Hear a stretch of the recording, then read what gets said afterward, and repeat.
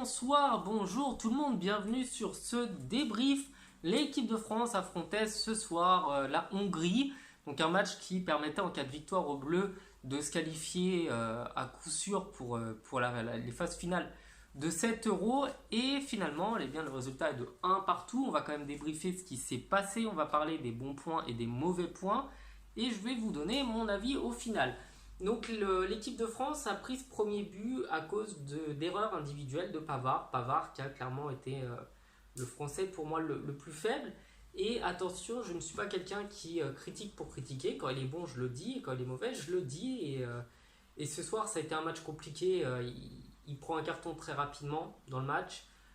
Ensuite, derrière, eh bien, il ne défend pas sur le but des Hongrois. Et tout le reste de la partie, on a du mal à le trouver. On a du mal à trouver ce qu'il apporte pour les Bleus, et au final c'est sur des détails que ce match s'est joué, puisque même la France est revenue dans le coup grâce à un détail, hein, une petite erreur, une seule de la défense hongroise qui ce soir a été admirable, et au final eh bien, c'est les Bleus grâce à Griezmann qui reviennent.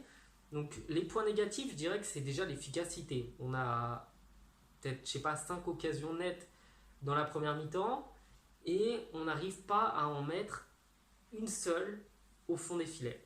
On est systématiquement à quelques centimètres de le mettre. Donc c'est quelque chose qui est très décevant et qui est vraiment dommage, parce que l'équipe de France, c'est une équipe avec des qualités offensives énormes.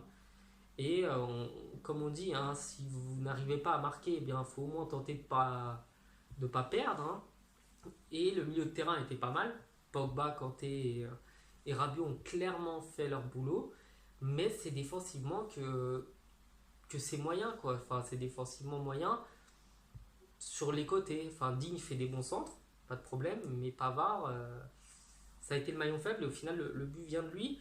Donc au niveau des côtés positifs, c'est que pour manquer des occasions, il faut déjà se les créer. Donc ça veut dire que tout n'a pas été exécrable, hein. Ça n'a pas été non plus un match pourri et chanceux si on ne perd pas. Mais ça veut surtout dire que la prochaine fois, il faut être plus offensif, il faut être plus tueur devant le but. Donc voilà, les Bleus ne sont pas qualifiés, pas encore. Je pense que c'est plus une question de temps qu'autre chose, parce que il y aura le match bientôt entre comment ça s'appelle, merde. Du coup, entre le Portugal et l'Allemagne, je crois. Ah oui, forcément, Portugal-Allemagne. Et on attendra de savoir ce qui va se passer. Ce qui nous arrangerait, je pense que ce serait déjà un match nul. Je pense que ce serait idéal. Parce qu'en cas de victoire des Allemands, ils reviendraient à un point de nous. Les Portugais, eux, resteraient à 3 points et auraient obligation de gagner pour passer. Et les Hongrois, dans le même temps, seraient quasiment éliminés, mais avaient quand même des chances, avec beaucoup de chances même, de se qualifier. Donc une victoire allemande ne nous arrangerait pas. Une victoire portugaise qualifierait les Portugais.